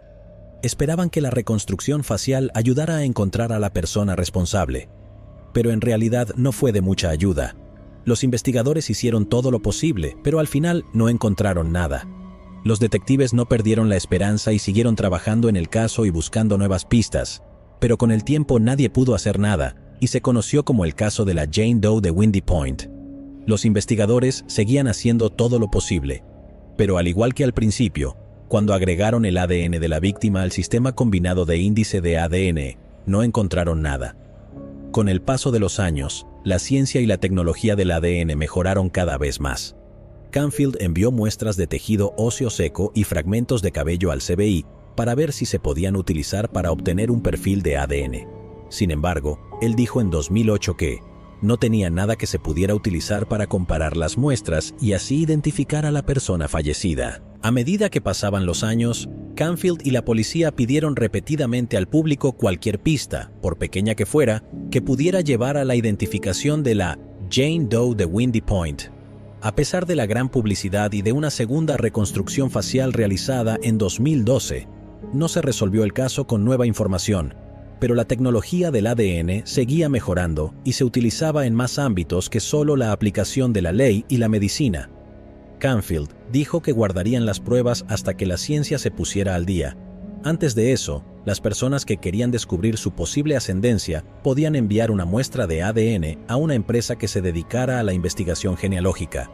Esto se hizo cada vez más popular porque ayudaba a las personas a encontrar parientes y conocer sus árboles genealógicos. A veces, incluso la policía lo utilizaba. A pesar de que los investigadores tenían el ADN de la víctima, no pudieron analizarlo en el sitio web de genealogía porque le habría costado alrededor de $5,000 a la jurisdicción. En 2020, los investigadores de MCSO, Dustin Harlow y Brittany Martínez, solicitaron permiso al teniente Ted Valerio para enviar una muestra de ADN al FBI para realizar una prueba de árbol genealógico. Valerio se lo permitió y Lillard estuvo dispuesto a pagar los $5,000 de costo. En 2021, Lillard dijo que el FBI había seleccionado Windy Point como uno de los aproximadamente 100 casos sin resolver en los que se utilizaría la genealogía genética forense. Pensaron que podría ser una buena idea. Luego, el 19 de abril, el FBI los llamó. Lillard dijo: "Me preguntaron si estaba sentado porque tenían excelentes noticias". Después de trabajar arduamente y esperar, encontraron una coincidencia. Dijo que las muestras enviadas a una de las bases de datos comerciales, a través de las cuales el FBI buscó la muestra, provenían de la hermana y el hermano de la familia Hobbs. La científica forense Denise Benzel, del FBI, confirmó que los restos pertenecían a Susan Hobbs. Por fin se identificó a la Jane Doe de Windy Point como Susan Hobbs. Cuando los investigadores se encontraron con la familia de Susan, descubrieron quién era ella. Susan era una enfermera práctica con licencia y había vivido en California desde los 11 años. En el verano de 1991, cuando tenía 41 años, se mudó a Lakewood, Washington, con una mujer que se decía que era una posible compañera de cuarto. En 1992, cuando tenía 44 años, estaba feliz de comprar un remolque. Era la primera vez que vivía sola. En algún momento, se les uniría un amigo masculino. Aunque estaba lejos de donde venía, se mantuvo en contacto con su familia. Debido a que el remolque de Susan era tan importante para ella, fue extraño que simplemente lo abandonara. Cuando el dueño del parque de casas móviles llegó a su remolque para cobrar el alquiler, la puerta estaba abierta de par en par y había basura por todas partes. Los cajones estaban abiertos y parecía que Susan y sus dos compañeras de cuarto habían dejado el remolque. La familia de Susan era de California, pero tenía una tía y un tío en Washington que estaban preocupados por ella. Siempre hablaban con Susan y decían que llevaba una vida bastante tranquila. Estaban confundidos acerca de lo que realmente le había sucedido. Dijeron que comenzaron a tocar puertas y preguntar a la gente si la habían visto. Se decía que lo que descubrieron era extraño, incluyendo detalles que se habían mantenido en secreto del público. La familia de Susan también publicó un anuncio en un periódico diciendo que su padre estaba muy enfermo y que Susan debía llamarlos donde quiera que estuviera. Desafortunadamente, nunca recibieron una llamada. Susan tenía 44 años cuando fue vista por última vez en Lakewood, Washington, el 9 de agosto de 1993. Se decía que ella y otras 2 personas se fueron rápidamente por alguna razón. Había una posibilidad de que se conociera la identidad de esas 2 personas, pero no se reveló. Parecía que Susan había desaparecido en el aire. En 2003, su familia contrató a un investigador privado, pero no pudieron encontrarla. Amy Johnson fue la investigadora privada que la buscaba, y cuando encontraron el ADN del hermano o hermana de Susan, se le notificó. Amy fue quien puso la información en GED Match, lo cual fue una buena idea. Amy Johnson pensó al principio que la llamada del número de Colorado era spam, pero cuando escuchó el mensaje, era precisamente lo que había estado buscando. Después de esperar a Susan durante más de 20 años, el mensaje le decía que la Jane Doe de Windy Point en el condado de Montrose era realmente Susan. Susan siempre había sido importante para ella. A Amy nunca le pagaron por trabajar en este caso. Amy le dijo a la prensa que su objetivo siempre había sido ayudar a Susan a obtener lo que le correspondía. Lo mejor que podría haber sucedido era que la encontraran. Dijo: "Nunca la he olvidado. Incluso 20 años después, su foto cuelga en un lugar donde la veo. Siempre me he preguntado, ¿dónde estás?". Desde 2003 ha estado investigando posibles pistas. Amy dijo que todo lo hizo por Susan. Era una persona realmente maravillosa. Se mezcló con la multitud equivocada. Nadie quería que un miembro de su familia fuera encontrado en una ladera. Esta mujer era amable y no merecía lo que le sucedió. Después de años de trabajo duro y dedicación, encontraron a Susan después de 28 años, pero el punto principal sigue siendo que su caso todavía está siendo investigado, ya que se cree que la causa de su muerte fue un asesinato y el asesino aún no ha sido encontrado. Nancy Carol Fitzgerald. El sábado 10 de diciembre de 1988 se encontró el cuerpo de una joven en Bayside Drive en Atlantic Highlands, Nueva Jersey. Estaba en el sendero para bicicletas y las personas que lo limpiaban fueron las primeras en encontrarlo. No perdieron mucho tiempo y llamaron de inmediato a la policía. Cuando la policía llegó, comenzaron a buscar en toda el área. Al hablar con algunas personas de la zona, la policía descubrió que había un evento de limpieza el sábado a lo largo de Bayside Drive. Después de que terminó la investigación, la policía encontró un esqueleto y algunas prendas y zapatos, pero no sabían a quién pertenecían los huesos. Donna Fontana, una antropóloga forense del estado de Nueva Jersey, examinó los restos y concluyó que pertenecían a una joven blanca de entre 15 y 18 años que probablemente había muerto desde mediados de la década de 1970. Los miembros del MSPO y el Departamento de Policía de Atlantic Highlands investigaron juntos el caso. Utilizaron diferentes métodos de investigación, pero ninguno de ellos pudo descubrir la identidad de la fallecida. En la década de 1990 se realizó un perfil de ADN a partir de los huesos y se utilizaron comparaciones que tampoco funcionaron al principio. En su investigación de este caso, la policía siempre se quedaba sin respuestas, pero no dejaron de buscar. Siempre estaban hablando con la gente en Atlantic Highlands, pero aún así no conseguían avances en el caso. Tristemente, el caso se enfrió sin nuevas pistas. Luego, en 2020, la teniente Andrea Tozzi y el detective Wayne Raynor del MSPO contactaron a Boat Technology, una empresa de análisis de ADN con sede en Virginia, para que investigara el caso utilizando tecnología mucho más avanzada de la que estaba disponible anteriormente. La persona que durante mucho tiempo había sido conocida como Jane Doe resultó tener un pariente lejano que vivía en Georgia y era una mujer. La pariente aceptó una entrevista y luego accedió a ingresar el ADN de su madre en la base de datos, lo que llevó al descubrimiento de otra pista. Se creía que una mujer de Pensilvania era la hermana menor de Jane Doe. En agosto, se habló con la mujer y aceptó proporcionar una muestra de ADN. Los resultados de la prueba significaron que existía una probabilidad del 99.9997% de que la Jane Doe estuviera relacionada con la persona directamente. La doctora Lauren Tama, médica forense adjunta de las oficinas del examinador médico regional de Middlesex, examinó la nueva información y oficialmente confirmó que los restos eran los de Nancy Fitzgerald. La investigación había estado buscando esto durante décadas. Después de eso, se informó a los familiares de Nancy Fitzgerald que todavía estaban vivos y su cuerpo les fue enviado para ser enterrado. Los detectives pudieron ponerse en contacto con ellos, hablar con ellos y descubrieron más sobre Nancy Fitzgerald. Nancy Carol Fitzgerald nació en Nueva Jersey y creció en el condado de Essex. Su madre y su padre la tuvieron en 1956. En 1968, su padre falleció. Kathleen era el nombre de su hermana. Se mudaron de la calle Crown a la avenida Moore en Bloomfield, Nueva Jersey, con su madre y sus hermanos. Asistió a la escuela primaria Berkeley y a la escuela secundaria North en Bloomfield. Fue expulsada de la escuela debido al consumo de drogas a una edad temprana. Una persona solía venderle drogas a ella y a otras chicas a cambio de prostitución. En 1971 sufrió una sobredosis y fue llevada de urgencia a un hospital por la policía. Después de recibir tratamiento, cuando la llevaron a casa, la policía encontró barbitúricos en su habitación que se suponía que debía vender. El 2 de abril de 1972, Nancy tuvo una cena de Pascua con su familia en su casa en Bloomfield. Esta fue la última vez que vieron a Nancy, porque al día siguiente, el 3 de abril, desapareció. Tenía 16 años en ese momento. En la noche del 3 de abril, su madre y su hermana llamaron a la policía. La policía comenzó a investigar. Cuando Nancy desapareció, llevaba calcetines hasta la rodilla, un sostén cubierto de encaje y sandalias de plataforma con correas de cuero. Iba regularmente al dentista porque tenía un espacio en sus dientes superiores centrales. Después de que pasó un año sin noticias de ella, su madre recibió una llamada telefónica de una chica extraña. La chica suplicaba y gritaba pidiendo ayuda, diciendo: «Mamá, cometí un gran error, ven a buscarme, ayuda».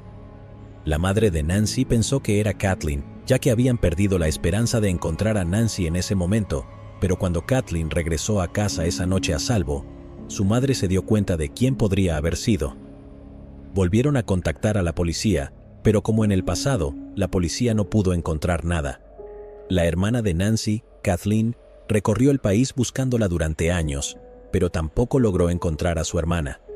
Décadas más tarde, se enteraron de lo que le había sucedido, en 2020 con los resultados de las pruebas de ADN.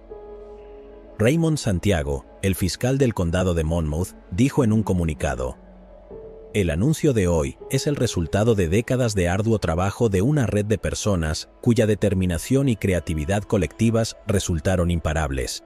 También es un signo de nuestro firme compromiso de encontrar la verdad y servir a los intereses de la justicia, sin importar cuánto tiempo haya pasado o qué obstáculos puedan surgir en una investigación». 50 años después, gracias a las pruebas de ADN modernas y las entrevistas con parientes lejanos en Georgia y Pensilvania, las autoridades confirmaron que los restos de Fitzgerald fueron encontrados después de todos estos años. El constante desarrollo en la ciencia forense y las pruebas de ADN está resolviendo muchos casos sin resolver en todo el mundo. Debemos estar agradecidos con todas las personas detrás de este avance. El caso de Amore Wiggins.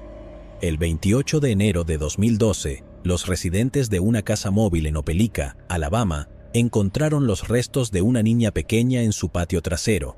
Nadie sabía cómo había llegado allí y los detectives estarían desconcertados durante más de 10 años, hasta que la tecnología de ADN avanzada reveló un secreto familiar que no se suponía que nadie descubriera. Entonces, ¿qué le pudo haber sucedido a la pobre niña inocente y cómo llegaron sus restos al lugar donde fueron encontrados?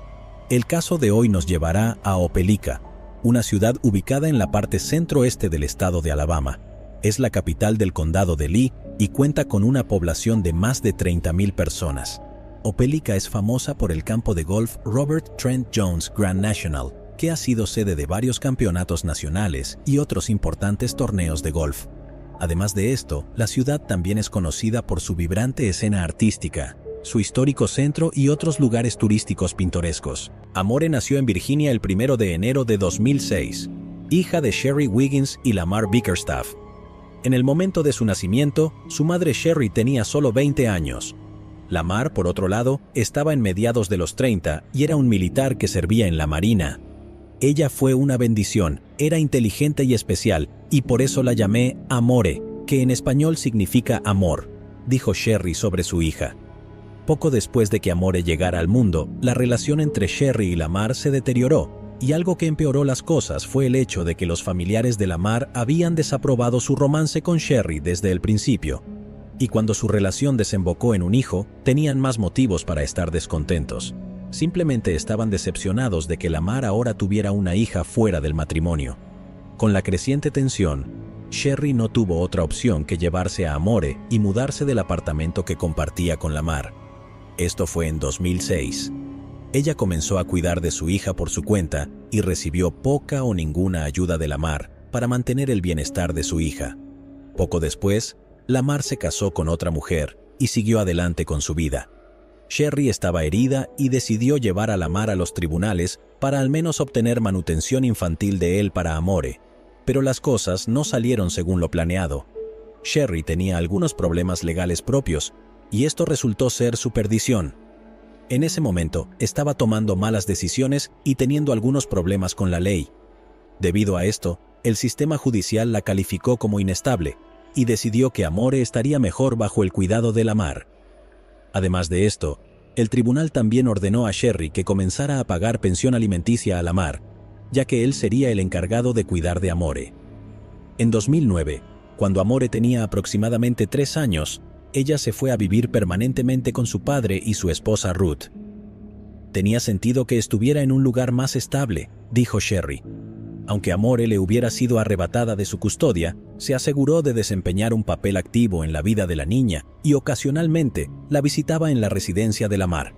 Sin embargo, Esto pronto llegó a su fin, ya que Lamar fue trasladado a Hawái por la Armada y tuvo que mudarse allí con su familia. Debido a esto, Amore ahora estaba aún más lejos de su madre. Sherry se entristeció por este acontecimiento inesperado y a lo largo de los años acudió a los tribunales para intentar recuperar la custodia de Amore, pero todo fue en vano. En algún momento le dijeron que ya no podía apelar el caso y esto significaba que Amore seguiría bajo el cuidado de su padre hasta que cumpliera 18 años. Sentía que me hacían sentir tan mal acerca de mí misma. Seguía intentando y las puertas seguían cerradas. Sentía que lo mejor que podía hacer era cumplir con mi obligación financiera, lo cual nunca dejé de hacer. Sentía que algún día podría decirle nunca me rendí contigo y todo lo que pude hacer fue cuidar de ti financieramente. Y eso es lo que hice. Si no podía hacer nada más, podía cuidar de mi hija apoyándola económicamente, dijo Sherry. A pesar de cómo resultó todo, Sherry siguió esperando que algún día volvería a ver a su hija, pero tristemente eso nunca sucedería. Alrededor de las 10:47 de la mañana del 28 de enero de 2012, el Departamento de Policía de Opelika recibió una llamada de una residente de una comunidad de casas móviles ubicada en la calle Hearst, número 1775, en Opelika, Alabama. La llamada trataba sobre un descubrimiento extraño y perturbador. Se había encontrado el cráneo de un ser humano al aire libre. Los oficiales de policía rápidamente se dirigieron al lugar en sus vehículos y al llegar fueron recibidos por la persona que había hecho la llamada de emergencia. Esta persona era una mujer llamada Yvonne Johnson, quien no perdió tiempo en explicar a los oficiales que su hijo había sido quien encontró el cráneo en el patio trasero. Según Yvonne, el cráneo no había estado allí el día anterior y su repentina aparición había sido impactante. Después de contarles esto, llevó a los oficiales hacia la parte trasera de la casa móvil para que lo vieran por sí mismos y, efectivamente, en el suelo, a simple vista, yacía un cráneo bastante pequeño. Al observarlo, los oficiales pudieron darse cuenta de que pertenecía a un niño. Además, los oficiales también notaron que tenía algunos mechones de cabello. Su presencia allí era extraña, y los oficiales no pudieron evitar preguntarse dónde estaba el resto del cuerpo. El área fue rápidamente asegurada y se notificó a los detectives. Cuando llegaron al lugar, realizaron una inspección exhaustiva de la comunidad de casas móviles con el objetivo de encontrar más restos óseos, pero no encontraron nada. Con el día oscureciendo, los detectives se vieron obligados a suspender su búsqueda por ese día. No fue hasta 2 días después del impactante descubrimiento que los detectives lograron localizar algunos restos humanos. Estos fueron encontrados en el bosque, a varios metros de distancia del lugar donde se encontró el cráneo. Los detectives también encontraron una camisa rosa de manga larga con volantes y botones en forma de corazón junto a los restos. Todo esto fue recolectado y enviado al laboratorio para su análisis forense. Descubrir la identidad de la niña se convirtió en la máxima prioridad para los detectives. Se realizaron análisis forenses y autopsias en los restos en un laboratorio del FBI ubicado en Quantico, donde se descubrió que pertenecían a una niña afroamericana y se especulaba que había muerto entre 2010 y 2011. Se estimaba que tenía entre 4 y 7 años de edad, y además de esto, el examen médico también reveló algo escalofriante. La niña fallecida había sufrido varias fracturas óseas que ya estaban en proceso de sanar antes de su muerte. Sus huesos también indicaban que había sufrido desnutrición mientras estaba viva. Pero eso no era todo. También se notó una fractura en su cuenca ocular izquierda, lo que llevó a los detectives a creer que era ciega en ese ojo. Especularon que esta deformidad facial habría sido evidente para cualquiera mientras estaba viva. Al final, su muerte fue catalogada como homicidio y los detectives comenzaron de inmediato una investigación. No tenían idea de quién era ella, pero estaban decididos a descubrir su identidad. Como no podían saber qué nombre le habían dado, decidieron llamarla Bebé Jane Doe de Opelika desde ese día. La bebé Jane ha sido parte de nuestra familia, dijo el jefe de policía de Opelika, Shane Healy. Una de las primeras cosas que los detectives intentaron hacer fue desarrollar un perfil de ADN para la niña fallecida, pero las condiciones de los restos lo hicieron imposible. Cuando esto falló, los detectives comenzaron a revisar miles de registros escolares y de nacimiento, pero sus esfuerzos no dieron resultado. No había registro de ningún niño desaparecido de la edad de la niña fallecida. y nadie se presentó durante mucho tiempo para proporcionar información útil sobre ella. Las cosas permanecerían en silencio hasta 2016. Ese año, un artista forense del Centro Nacional de Niños Desaparecidos y Explotados pudo hacer bocetos de cómo podría haber lucido la bebé Jane antes de su muerte. Los bocetos la mostraban vestida con una camisa rosa con botones en forma de corazón, similar a la ropa que se encontró cerca de sus restos. Estos bocetos fueron luego publicados con la esperanza de que alguien la reconociera. Pasaron varias semanas después de esto y no se obtuvo ninguna información, pero cuando menos lo esperaban, recibieron una pieza de información muy importante de alguien. Esto fue en septiembre de 2016. La persona que se presentó para proporcionar la información había sido una antigua maestra de escuela bíblica en una iglesia conocida como la Iglesia Bautista de la Paz Mayor. La iglesia estaba ubicada en Opelika y estaba a menos de 15 minutos en automóvil de donde se encontraron los restos esqueléticos. Según la antigua maestra de escuela bíblica, había visto a una niña pequeña en 2011 que se parecía a la bebé Jane. La maestra le dijo a los detectives que la niña parecía un poco descuidada y no podía comunicarse con fluidez con otros niños, por lo que en su mayoría se mantenía apartada. Cuando se le preguntó si recordaba el nombre de la niña, les dijo que no. Con esta información, los detectives fueron a la iglesia y examinaron las fotografías que se habían tomado en 2011. Después de revisar varias fotos, encontraron la imagen de la niña que había descrito la maestra. Los detectives pudieron ver de inmediato que su descripción coincidía perfectamente con la de la bebé Jane. Tenía una deformidad evidente en su ojo izquierdo, tal como habían especulado al examinar los restos de la bebé Jane. Las fotos obtenidas de la iglesia estaban un poco borrosas, por lo que tuvieron que usar un software especial para mejorarlas. Estas fotos fueron luego reveladas al público. Al año siguiente, los detectives contaron con la ayuda de la Universidad del Sur de Florida para realizar una prueba llamada análisis de isótopos en los restos de la bebé Jane. Este método consiste en analizar el número y tipo de isótopos presentes en una muestra, lo que puede proporcionar información sobre la edad, origen y composición de los materiales. Después de realizar la prueba, se descubrió que la niña fallecida tenía una mayor cantidad de plomo en su sistema, lo que indicaba que podría haber sido criada en Alabama o en algún lugar del sureste. Todos tienen una cierta cantidad de plomo y depende de dónde se haya sido criado, qué tipo de agua potable se ha tenido, dijo el capitán de la policía de Opelika, Jonathan Clifton. Pasaron varios meses y los detectives no tenían ninguna pista. Sin embargo, nunca se rindieron y estaban decididos a no dejar ninguna piedra sin remover. Para ellos, el caso era como una nube negra que se cernía sobre la comunidad, y resolverlo seguramente traería un sentido de satisfacción. En enero de 2022, el Departamento de Policía de Opelika se asoció con los laboratorios Odram para llevar a cabo pruebas avanzadas de ADN en los restos. No habían tenido éxito en realizar una prueba de ADN en los huesos en el pasado, pero creían que los avances en el mundo de la ciencia forense lo harían posible.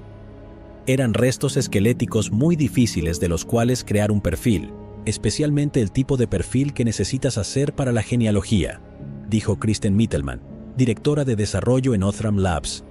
El laboratorio utilizó una técnica única conocida como secuenciación de genoma de calidad forense y por fin pudo extraer ADN de los restos. Después de hacer esto, el ADN se utilizó para crear un perfil de la niña y luego se cargó en la base de datos. Con esto en su lugar, los detectives buscaron la ayuda de una genealogista reconocida y experimentada llamada Dra. Barbara Ray Venter.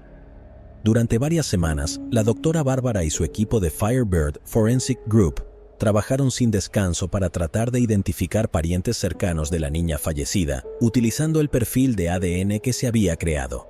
Su arduo trabajo acabó dando sus frutos, porque en octubre de 2022 pudieron determinar quién era el padre de la niña. Fue un momento de alegría para los detectives, pues habían hecho un descubrimiento que les había eludido durante más de 10 años. Era una pieza importante del rompecabezas que al fin se había resuelto. En cuanto al padre de la niña, no era otro que Lamar, el oficial naval que tuvo una hija con Sherry en 2006. Los detectives no sabrían hasta más tarde que la niña era en realidad Amore, la hija de Lamar y Sherry. Cuando los detectives hicieron una verificación de antecedentes de Lamar, descubrieron que todavía estaba vivo y estaba en proceso de jubilarse de la Armada. También descubrieron que estaba destinado en Jacksonville y decidieron visitarlo allí para informarles sobre la muerte de su hija. En diciembre de 2022, los detectives viajaron a la base naval Mayport en Jacksonville. Esperaban que Lamar les proporcionara detalles sobre su hija, sin embargo, esto no sucedió. Después de conocer a Lamar, extrañamente se negó a hablar sobre la niña y evitó cada pregunta que le hacían. Esto despertó de inmediato sospechas en la mente de los detectives, pero no había nada que pudieran hacer en ese momento. La reunión con Lamar no fue como se esperaba, pero esto hizo poco para desanimar a los detectives. En cambio, intensificaron su investigación y también descubrieron que Lamar tenía una esposa, Ruth. Se reunieron con ella, pero al igual que su esposo, no proporcionó ninguna información útil. Sin embargo, les dijo a los detectives que no tenía idea de quién era la hija de Lamar, ni quién podría haber sido la madre. Los detectives supieron en ese momento que tenían que descubrir quién era la madre biológica de la niña. La doctora Bárbara y su equipo volvieron a trabajar y pronto pudieron determinar que la mujer que buscaban era Sherry. También descubrieron que ella vivía en Maryland. Los detectives viajaron hasta allá y durante la reunión que tuvieron con Sherry, descubrieron muchas cosas. Ella les contó que había dado a luz a una niña en 2006 y que la había llamado Amore. Sin embargo, quedó impactada al enterarse de que Amore había estado muerta por más de una década. Explicó a los detectives que había perdido la custodia de la niña a favor del padre, Lamar, y que cuando Lamar se mudó a Hawái, ella perdió todo contacto con su hija. Cuando intentó comunicarse con Lamar, su respuesta fue fría y la advirtió que no volviera a llamar. A lo largo de los años, intenté comunicarme a través de correos electrónicos y bloqueaban mis cuentas, dijo Sherry. Llamé al número de Lamar que sabía que era de él, y me dijo que, si volvía a llamar, me bloquearía de su teléfono, añadió. Continuó llamando, y Lamar cumplió su palabra bloqueándola, e incluso la amenazó con la policía. A pesar de no haber visto a su hija durante años, Sherry les dijo a los detectives que seguía pagando la pensión alimenticia y tenía pruebas hasta fines de 2022. Para respaldar su afirmación, mostró documentos que contenían información detallada sobre los pagos de pensión alimenticia. El asombro en los rostros de los detectives era evidente después de que Sherry terminó de contar su versión de la historia. Apenas podían creer lo que estaban escuchando. Una vez de regreso en sus oficinas, comenzaron a contactar a los departamentos de educación y clínicas ubicadas en los estados donde Lamar y Ruth habían residido después de obtener la custodia de Amore. Al hacer esto, descubrieron que Amore nunca había sido inscrita en ninguna escuela y no había registros que mostraran que la pareja había reportado la desaparición de la niña. Esta fue toda la confirmación que necesitaban para saber que Lamar y Ruth tenían algo que ver con su muerte. El 17 de enero de 2023, la pareja fue arrestada en Jacksonville y fueron detenidos en la oficina del sheriff de Jacksonville. Lamar fue acusado de asesinato con agravantes y Ruth de no informar sobre la desaparición de un menor. 2 días después, se organizó una conferencia de prensa y el jefe de policía de Opelika, Shane, proporcionó detalles exhaustivos sobre el caso. También expresó su gratitud a todos aquellos que habían contribuido de una forma u otra para asegurarse de que el caso se resolviera. El nivel de dedicación a este caso nunca lo había visto en toda mi carrera. Ver a un grupo de hombres y mujeres unirse en la búsqueda de un nombre. Muchos de nosotros dijimos que no queríamos dejar este departamento de policía hasta que tuviéramos su nombre, y ahora lo tenemos, Amore Wiggins, dijo Shane. Por otro lado, Sherry sigue agradecida a los detectives por su dedicación al caso y desea que se haga justicia.